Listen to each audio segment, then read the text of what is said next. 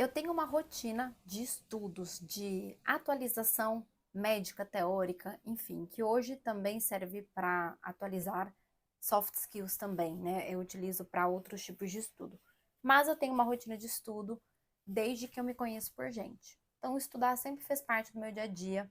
Eu venho de uma família que sempre, enfim, estudou também. Eu via meu pai e minha mãe estudando. Eu lembro que a época que eu entrei no vestibular, minha mãe tinha passado no mestrado. Então a gente ficava vários períodos à tarde estudando, e estudar sempre fez parte, é sempre um prazer muito grande. Às vezes eu vejo uma pessoa fitness e penso, gente, como é que a pessoa consegue ir na academia? E aí você vai ver, a pessoa tem hábito há anos, ela vem, a família incentivou isso, aí eu penso, a mesma coisa comigo, mas com o estudo. Eu tenho uma facilidade de estudar que vocês não têm noção, assim. Eu realmente tenho uma facilidade, eu estudo todos os dias, eu adoro. É uma coisa que eu faço de qualquer forma, de qualquer jeito. Então, não de qualquer forma, de qualquer jeito, né? Mas assim, em qualquer instância, ocasião. Sabe quando a pessoa viaja e ela é fitness, ela vai lá e na viagem, ela treina? Às vezes eu me vejo lendo um artigo rapidamente aqui no celular porque eu recebi um e-mail e vi que saiu uma coisa nova. Ou eu, às vezes, tava scrolling, né, no BMJ ou no Dynamed, eu vi alguma coisa legal, fui estudar.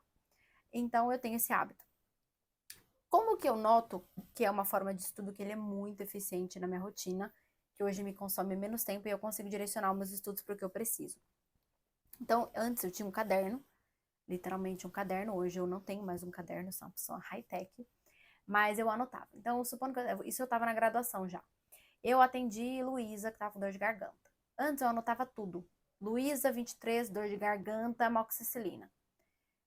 Isso me chegava em casa, me motivava a ler um pouco sobre a dor de garganta ou sobre a amoxicilina, alguma coisa relacionada a esse caso.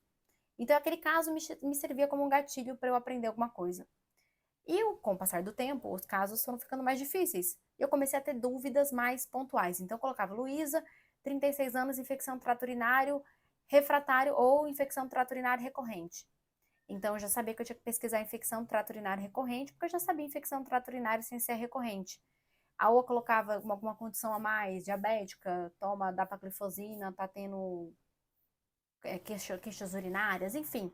As dúvidas foram ficando mais é, refinadas. Hoje elas são extremamente refinadas. Eu tenho dúvidas assim muito específicas.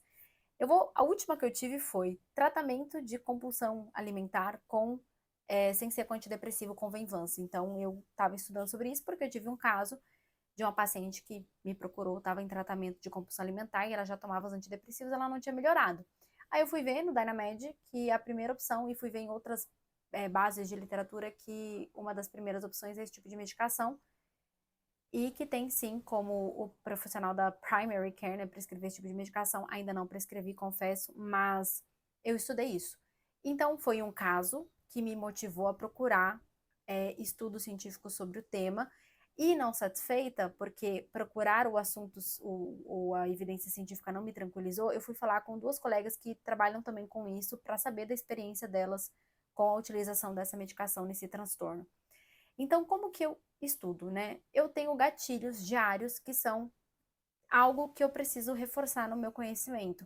Seja uma doença, seja uma medicação, seja lidar com o paciente, lidar com a equipe, seja alguma dúvida de como lidar com o aluno, seja aprender a mexer em alguma plataforma de estudo. Então, hoje eu uso Notion para tudo na minha vida.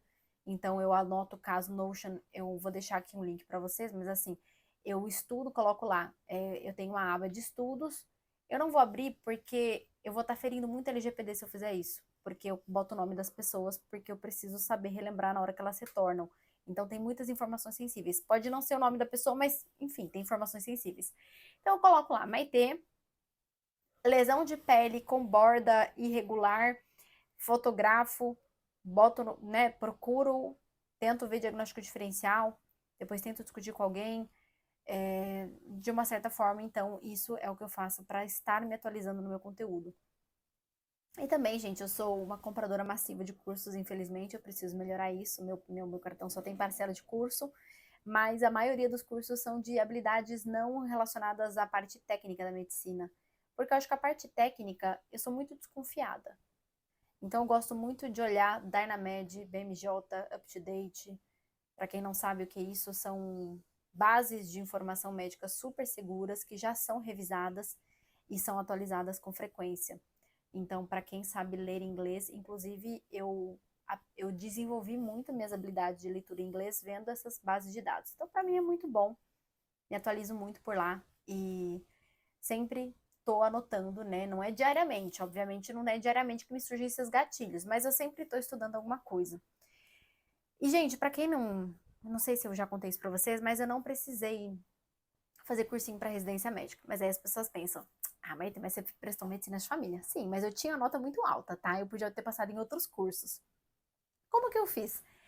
Eu trabalhei um ano inteiro, né, em atenção primária à saúde, antes de entrar para residência, e eu tinha muito essa metodologia. E naquela época surgiam 3, 4 casos no mínimo que eu tinha dúvida. Eu chegava em casa e estudava, né, utilizando, enfim, tratado de medicina de família, utilizando até livro, né, eu usava bastante livro naquela época. PDFs que eu encontrava na internet de artigos, enfim. E, gente, quando você trabalha numa PS, você está se atualizando com estudo de saúde da criança, imunização, né, puericultura, doenças exantemáticas, saúde da mulher também, saúde do idoso. Então, de uma certa forma, eu fui vendo todos os conteúdos que se eram cobrados numa residência. Tirando a parte cirúrgica, essas coisas muito específicas eu não sabia. E aí, quando eu decidi que eu ia prestar residência, eu peguei as 7 últimas provas da instituição e fiz, e depois corrigi, e o que eu errei eu estudei, e eu passei. Então, eu sou uma pessoa relativamente muito boa de provas. Tanto é que depois eu virei professora de prova de concurso, né, de residência, de revalida, sempre fui boa de prova. Mas eu acho que eu sou boa de prova porque eu tenho muita facilidade em interpretar questão, interpretar essas entrelinhas, acho que isso facilita bastante. Gosto de prova, né? Acho que não é uma coisa que me deixa nervosa. E também, gente, eu sempre tive uma metodologia que faz muito sentido para as provas que eu costumo prestar, que é ter esse estudo direcionado para os meus casos. Então, é como se eu tivesse um PBL, né, um Problem Based Learning eterno. Eu fiz faculdade 100% PBL e também isso contribuiu. Mas eu sempre tenho alguma coisa para estudar, algum caso para estudar, e tô sempre feliz com isso, porque eu preciso sentir que eu tô evoluindo sempre, ok? Então fica essa dica para vocês, que é uma metodologia muito fácil e você pode fazer nas notas do seu celular. Você abre lá e coloca tipo, eu gosto sempre de pôr o dia, então dia 25 de janeiro eu atendi esse paciente que ele estava com tremor e eu tô em dúvida se é um tremor essencial ou tremor de Parkinson. Aí você vai lá, lê os dois tipos de tremor e você vai chegar numa conclusão melhor. Então é assim que eu gerencio os meus estudos, tá? Então eu às vezes coloco, se eu tô com muitos temas, eu coloco esses temas na agenda e coloco como tarefas distribuídas na minha agenda do Google. Então estudar é um prazer para mim e eu fico muito feliz de poder compartilhar essa minha ferramenta de estudo para vocês, essa minha forma de organizar esses meus estudos, porque ela é muito eficiente para mim e para algumas outras pessoas que foram incorporando esse tipo de estudo, que é simplesmente você pensar no que teu paciente te trouxe de informação e você ou estudar para saber se você está atualizada ou estudar para rever o teu trabalho e aprender alguma coisa nova. Espero que vocês tenham gostado.